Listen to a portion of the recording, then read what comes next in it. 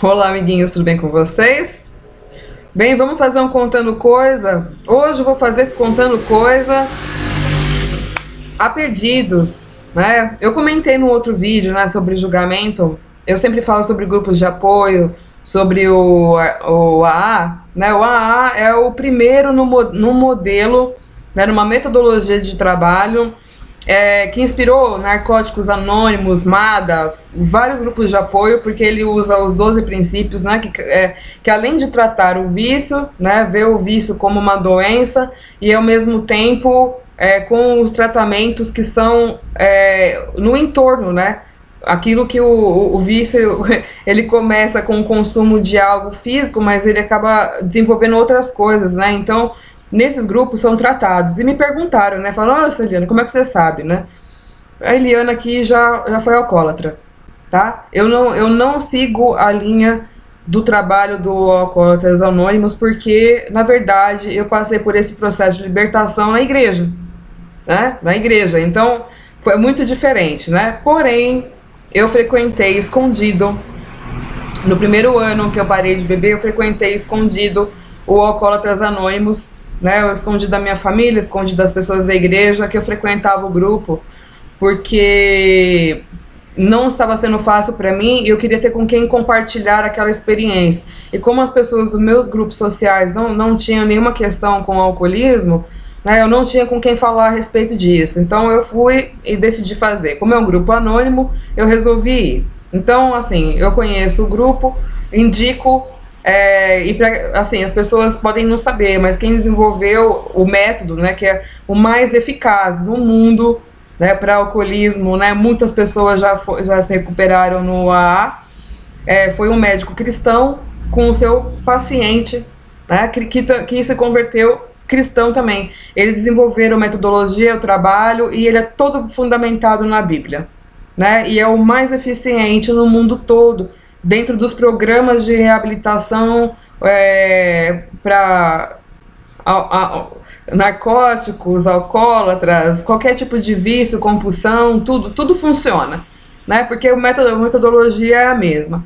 Né? E eu gosto muito desse trabalho. Para mim, o trabalho que é feito é uma igreja, é praticamente uma igreja que não prega nenhuma doutrina. Né, para todos, né, eles falam na oração que você vá, né, com o poder superior, aquilo que você acredita, né, não é algo religioso, porém ele foi todo construído em cima de princípios bíblicos, né, então assim, os princípios funcionam, né, a metodologia funciona, os princípios funcionam, foi desenvolvido por pessoas capacitadas, né, quem precisou da ajuda e o médico, né, e os dois cristãos.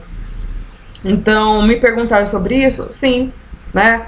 Eu passei por isso eu falo a data porque é importante saber, né?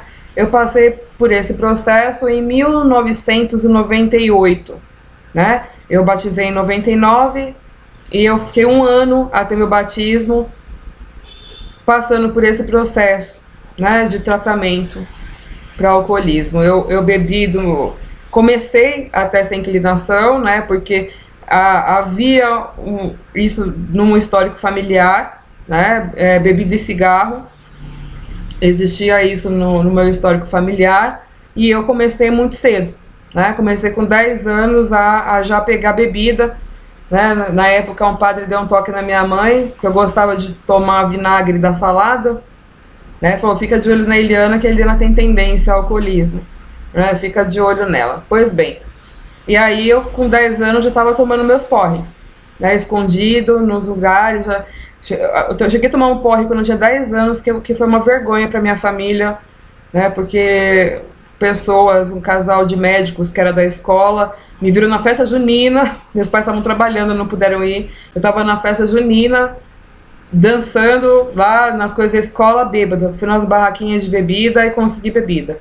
Né, e cheguei de fogo em casa, com 10 anos, né, ixi, eu fiquei de castigo, assim, meus pais fizeram tudo que eles podiam, mas chegou uma hora que ninguém conseguia me conter, a gente mudou de cidade para uma cidade onde todo mundo bebe, né, que assim, é uma das 5 cidades no Brasil com maior índice de alcoolismo, então a gente mudou para uma cidade que era me jogar do precipício, né, A gente mudou para um lugar muito quente e que a bebida é o que manda na cidade. E aí lá era todo dia, né? Porque não é a quantidade que se bebe num dia, né? Você tomou um porre num dia, isso não significa que você é alcoólatra, né? Mas se você não consegue ficar sem a bebida e tem necessidade de beber, né? Então eu bebia todos os dias, eu não conseguia ficar sem a bebida, todos os dias eu tinha necessidade de beber, né? A gente fala que é o vício de copo com cigarro, né? São dois tipos de drogas que elas trabalham associadas, né? Então, pra mim foi aí, né? Comecei a fumar com 14 anos, e aí quando chegou na minha conversão, com 18 eu parei de beber, parei de fumar, porém eu fui no grupo de apoio, principalmente por causa da bebida, né? Porque como eu estava numa cidade onde todo mundo bebia, da mesma forma que tinha bar em quase toda esquina, tinha muitos grupos de apoio pela cidade, né? Eu procurei ir num bem escondido mesmo, porque eu não queria que ninguém visse, né? E eu era da área da saúde, trabalhava como técnica de enfermagem, eu tinha uma rotina de sair, né? Isso eu falo no primeiro ano, né? Porque como eu me converti com 18 para 19 e batizei com 19 para 20, assim, essa etapa, né? Eu já bebia antes, eu trabalhava como técnica de enfermagem, nunca bebi no trabalho, gente, né? E eu tomava só cerveja, né? Eu nunca tomei destilado. Isso precisa deixar claro também, né? Porque quem bebe bebida destilada tem um comprometimento um pouco maior, né? E de repente não consegue ter determinadas folgas mais pra frente, tá? Em relação à bebida, aquela coisa tipo, você tem que cortar e não voltar a beber nada, não pôr mais álcool na boca de forma alguma, né? A cerveja ela tem um outro teor, ela funciona de uma outra forma. Então eu era viciada não em bebida, em cerveja e cigarro, né? E aí o que aconteceu? No primeiro dia que eu fui numa reunião do grupo religioso que eu fazia parte, que era um grupo de cristãos livres, né? Não era de nenhuma denominação, não tinha nem nome, né? Foi onde começou meu processo de conversão. Eu fui uma vez na reunião e no dia seguinte eu já não queria mais beber e fumar. Então foi assim. Só que como eu comecei aquela coisa da crise de abstinência, né? E eu já estava indo num dentista, não pegava nem anestesia nos dentes. Pra vocês terem uma ideia de como que eu bebia muito todo dia, né? Eu saía do hospital, bebia, como eu trabalhava da 1 até as 7 da noite, eu saía às 7 da noite, saía com o pessoal do hospital, todo mundo saía para beber. O pessoal do hospital chegava em casa de madrugada, dormia, me recuperava, comia tudo tal, para ir trabalhar à tarde de novo. Para mim, trabalhar à tarde era o pior, porque para eu sair daqui eu tinha que trabalhar à noite. Eu mudei para o horário da noite, das 7 da noite às 7 da manhã, para não ir também, né?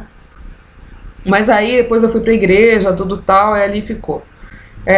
Nunca mais eu voltei ao alcoolismo, à frequência de bebida, né? Vamos falar que depois isso não tem o que tem a ver com a Bíblia, né? Porque me perguntam isso também, né? A Bíblia não proíbe ninguém de beber, né? Não é para tomar porre, né? A Bíblia fala muito de vinho e o vinho tinha álcool, sim, um teor menor do que o teor, mas embebedava, sim, porque a Bíblia fala de embriaguez, né? Da embriaguez sai de Noé, né? Então era vinho com álcool, sim, né?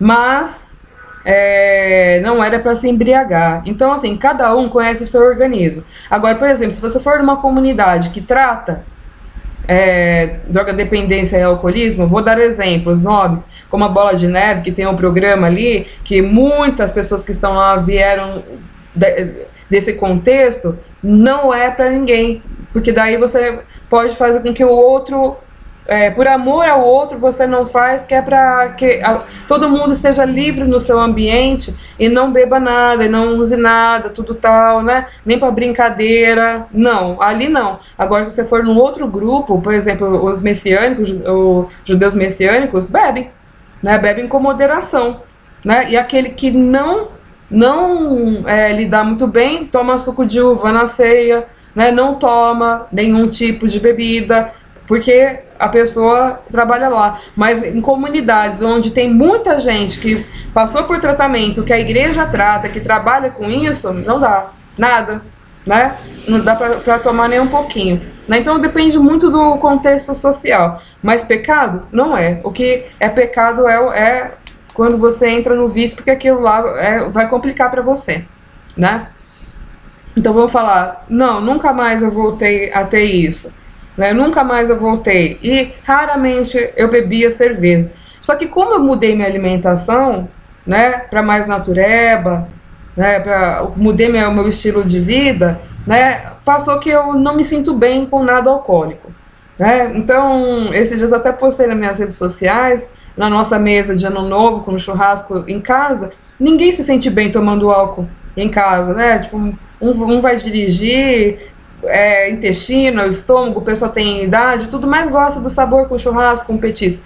A gente compra sem álcool, né? E pronto, toma ali uma, duas garrafinhas ali, sem álcool, não faz mal, ninguém passa mal, ninguém corre risco de ficar alto, né? E não ter o mal-estar, porque o álcool ele desidrata muito, né? Faz um mal pro estômago, pro fígado, por um monte de coisa. Então pronto, você pode ter um prazer e não. Agora, se você já tiver essa tendência, isso pode ser um gatilho para você querer tomar com álcool, né? Então também não aconselho, né? Cada um sabe do seu organismo, né? Mas me perguntaram, de fato, isso fez parte da minha vida até 98, né? Estamos em 2021, isso não faz parte da minha vida, né? Não faz parte da minha vida. Me perguntaram sobre o cigarro também. O cigarro foi o mais difícil para mim, né? Fiquei com dificuldades por causa do cigarro, fiquei com sequela por causa do cigarro, fiquei, né? Faço tratamento, né? Tive que fazer muita terapia, porque o cigarro é uma outra história. Não sei nem se eu conto aqui ou não. Não, vou deixar para contar quando for cuidando de vocês mais pra frente. Tô seguindo uns blocos lá. Aí eu falo sobre o cigarro, né? Porque eu tive que fazer terapia, sabe? Não foi algo tranquilo, não, né? Ninguém faz o que faz sem motivo, né? Então, às vezes, tem coisas que saem numa boa, tem coisas que não saem numa boa. Você tem que tratar aquilo para ter força, para não voltar a ter recaídas, né? O negócio é recaída, você fica livre, mas é a recaída, né? Então, tem coisas que demoram muitos anos pra gente resolver, né? Mas a saúde vai lá, gente. O que a gente planta, a gente colhe, não é mesmo? E eu passei a ter colheitas por conta do cigarro, né? Faço tratamento na gengiva por conta de cigarro, né? Foi uma sequela que ficou. E é isso, né? Me perguntaram isso, contando coisas.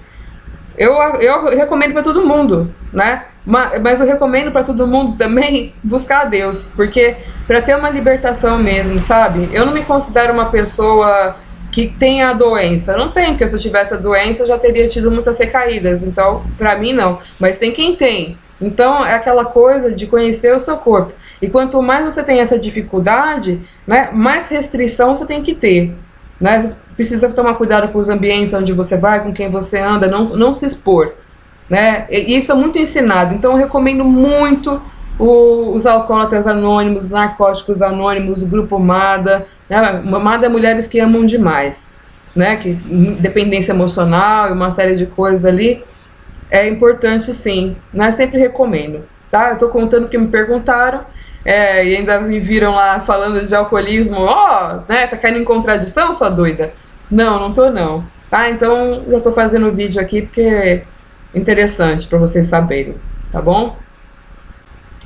Beijo.